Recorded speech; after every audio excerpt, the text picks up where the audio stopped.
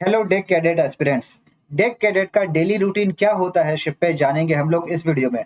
बहुत लोगों के डाउट थे कि सर डेक कैडेट का क्या रूटीन होता है, और इंटरव्यू में भी क्वेश्चन पूछते हैं कि जब आप डेक कैडेट बनोगे तो आप क्या काम करोगे। तो मैं स्टेप बाय स्टेप बताऊंगा इस वीडियो में कि डेक कैडेट सारा दिन में क्या करता है, एक 24 घंटा का जो ड्यूरेशन होता है जहाज पे उसका क्या शेड्यूल रहता है, उसका क्या जॉब रहता है, डेली रूटीन रिस्पॉन्सिबिलिटीज क्या रहता है, हम लोग सब कुछ इस वीडियो में देखेंगे। लेटर ऑन मैं एक और वीडियो बनाऊंगा जिसमें मैं प्रैक्टिकली उसका शूट करूंगा कि वो सुबह से लेकर शाम तक क्या क्या काम करता है, तो आपको प्रैक्टिकली थोड़ा सा अंडरस्टैंडिंग और होगा। ठीक है, तो चलिए स्टार्ट करते हैं हम लोग फिर।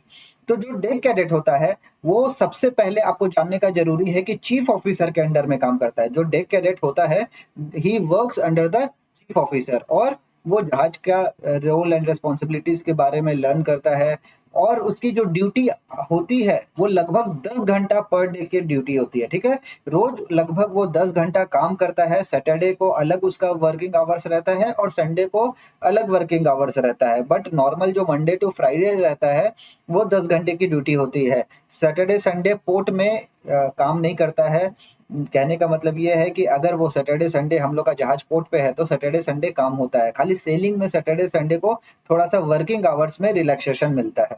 और उसको कंबाइंड वॉच कीपिंग भी करनी पड़ती है और डेक वर्क भी करना पड़ता है। ऐसा नहीं है कि सुबह से लेकर शाम तक वो डेक वर्क कर रहा है, अदरवाइज वो थर्ड ऑफिसर बनेगा तो वो वॉच कीपिंग कैसे सीखेगा। और अगर वो वॉच कीपिंग ही सारा करता रहेगा तो फिर डेक वर्क कैसे सीखेगा। तो इसीलिए कॉम्बिनेशन ऑफ वॉच कीपिंग और डेक वर्क दोनों उसको हम लोग सिखाते हैं यहाँ पे।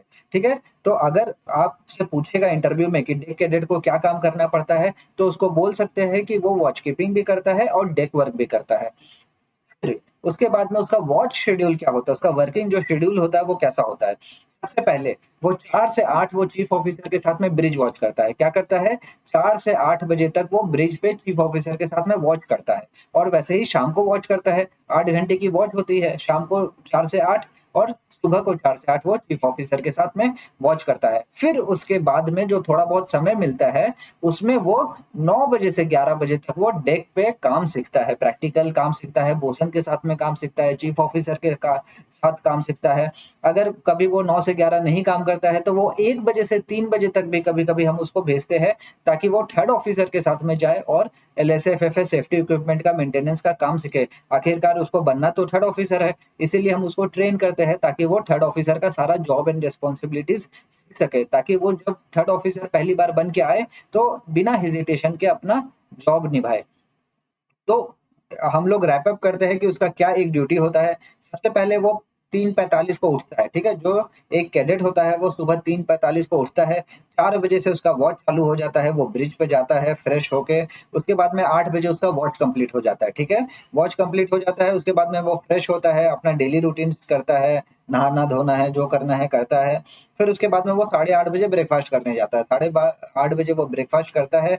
उसके बाद में अपना सब तैयार वैयार होके वो 9 9 बजे डे ड्यूटी के लिए रेडी हो जाता है। उसके बाद में 9 बजे वो आता है डेक पे। कुछ मेंटेनेंस का काम है तो मेंटेनेंस में असिस्टेंस करता है, साउंडिंग का काम है तो साउंडिंग लेता है। Depend upon ship to ship, अगर कोई जहाज पे स्टीमिंग वगैरह होती है जैसे टैंकर्स में होता है तो स्टीमिंग करता है, होल्ड क्लीनिंग है तो होल्ड क्लीनिंग करेगा, टैंक वॉशिंग है तो टैंक वॉशिंग, मतलब जो भी डेली रूटीन होता है वो करता है। वो डेक क्रू के साथ में इस समय करता है, चीफ ऑफिसर के साथ में करता है। बोसन और चीफ ऑफिसर को बेसिकली असिस्ट करता है डे टू डे जॉब्स में। फिर उसके बाद में लंच ब्रेक हो जाता है 12 बजे, 12 बजे से 1 बजे तक लंच ब्रेक रहता है जहाज पे।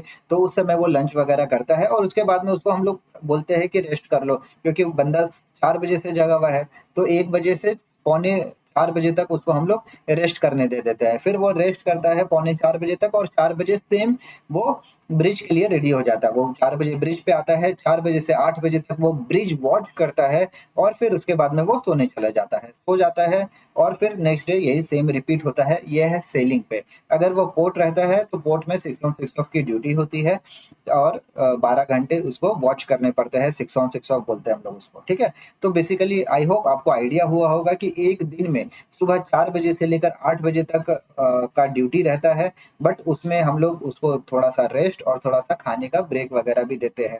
तो बेसिकली लगभग 10 से 12 घंटा काम करना पड़ता है डेली, जो कि हम लोग कंप्लाई करते हैं वर्क एंड रेस्ट आवर से। जो वर्किंग शेड्यूल है उसके हिसाब से आपको दिन में 14 घंटे से काम नहीं करनी चाहिए, ऐसा वो वर्क एंड रेस्ट आवर का रूल्स एंड रेगुलेशन है, इंटरनेशनल रेगुलेशंस। बट हम लोग जो भी काम करते हैं वो 8 से 10 घंटा डेली हम लोग काम करते हैं। तो ये था डे कैडेट का डेली रूटीन। होप आपको थोड़ा-सा समझ में आया होगा। अगर अच्छा लगा तो वीडियो को लाइक करिए, और अगर डे कैडेट अभी बनना चाहते हैं तो आपका शेड्यूल ये रहता है, नॉर्मली एवरेज शिफ्ट पे यही रहता है। अगर कोई हेक्टिक शिफ्ट है, फ्रीक्वेंट पोर्ट कर रहा है तो भी वर्किंग आवर्स थोड़ा-सा शिफ्ट टू शिफ्ट डिफर कर सकता है, बट एवरेज अगर आप इंडस्ट्री में देखेंगे तो डे कैडेट का यही रूटीन रहता है जाँच पे।